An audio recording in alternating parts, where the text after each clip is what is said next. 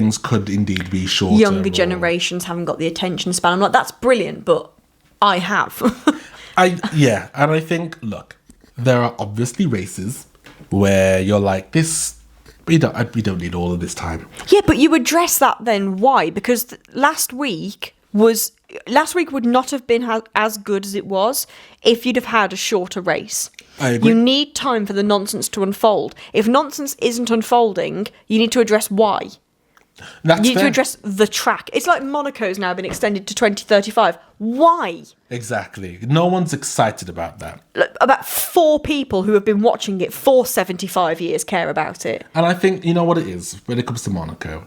I mean, I think I saw someone say this somewhere, and it probably is true, is Monaco is where you schmooze all the people who basically finance F1. Right? So, you know, it's that's the when AGM. it looks... It's the AGM. It is literally... That's funny. It's literally the AGM of F1, where it's the flashiest. It's got the old school money feel, because like Vegas is flashy, but that's new money. New money's trash. We want old money, European money, and that's what Monaco is. So they call it the Principality, they call it the Jewel, but it's like in terms of racing in these massive boats that they've got to drive around the track, it actually isn't all that exciting. No. So that's the only reason why they would do it for 10 years, or maybe it's because they're like, no, we're going to do what we can to maybe change the track to make it better. They need to, because that is the one that I don't care about. That is the one that I go to the kitchen. Exactly. So that one could be half the length and we could all be fine. Sack it off. Make it a sprint race, or because something. We actually don't need Make it. them all drive in reverse. Actually need to use their mirrors. Well, yes. Yeah, exactly. Right. So that I understand. But in other races, you need time for things to happen. You need time for the strategies to happen. You need time for... That's the thing, you're taking away all the strategy. Exactly. So every race can't be a sprint race. No. There are some people have said, oh, should we have more sprint races? And I'm like, I could see them doubling the sprint races or adding a few more. Curran Chadlock, I think he was talking about, he was like, no, 6 is enough, because on a sprint weekend, you know, every day is important, right? You've got sprint qualifying on the Friday, you've got the sprint race and qualifying on the Saturday, and you've got the race on Sunday. So it's a big commitment. And I'm like, yeah, but I could, and he's like, 6 is enough for me. And I was like, no, I can see 10. See, I think my thing is I would be with you.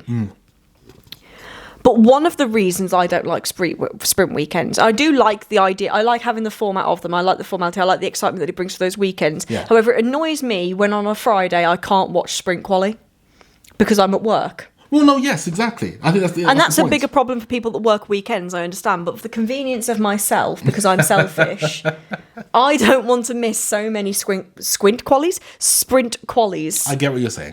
I do. Like on a Friday. Yeah, I do. So I get the, like, if you double them, make every weekend, you'd always have something going on. Yeah, fine, people would be intrigued, because there's just times where it's like, you know, during FP1, FP2, nothing's happening, so you run to the loo or you make a cup of coffee. Fernando Alonso said that when he's watching a 90-minute football match, he'll pop to the kitchen. But yes, because it's why I hate the cinema. I can't sit there and do nothing for the entire 2 hours. I get very fidgety, very annoyed. Yeah. But I'm not expecting myself to sit down and watch the full race without blinking. It's not what I do. But I don't think the answer is making the races shorter or introducing a sprint weekend every weekend. I think the sprint weekends will then lose the speciality that they have for the people that enjoy them by making them too frequent. And I also think that you are then ruining the ability to actually practice properly. I do get what you mean in terms of for an upgrade, especially when you've got the rookies that come up and have never driven these tracks before. True. Giving them an hour to drive around before you're like, right, now go qualify is a little bit unfair. True.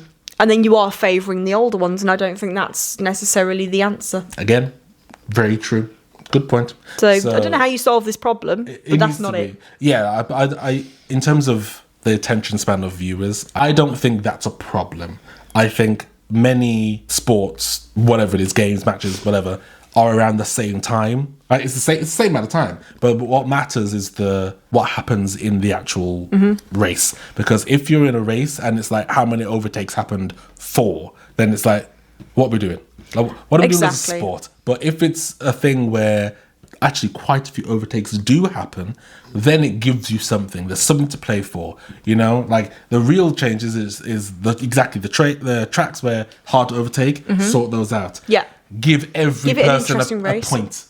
There needs to be points for all sure. the way down to 22 for next year. Give everyone a point. Give everyone something to play for, right? So the Things bottom like is actually that. worth it, yeah. Those things I think are important. But until you start... Because if you aren't into football, watching a whole football match is long. But then you get into it, and then it becomes easier. It's the same with every sport. Well, I want to know as well is, are more people watching the highlights because of them not having the attention span? Or have they actually got the research here that might suggest, because we'll watch it afterwards. After we've watched a race, we'll go back and watch the highlights. We want to watch the good bits. That's just what we do. That's Can something. do, yeah. So we're some of those viewers. I don't imagine we're the only ones. Also, if you've got a favourite idea that it's the younger generations who are favouring the highlights, is that because F1 is possibly not the most accessible sport? Because the only way we watch it in England is with Sky Sports, which is £30 a month. If you're a young person, we know people who are like in our karate club who are in their late teens, 17, 18. They like F1. They've not got £30 to be put into Sky Sports every month to be able to watch it. So are they watching the highlights on YouTube and on the F1 app because it's their only option to actually view the race? Especially live, right? Because Channel 4 will put it on later. But...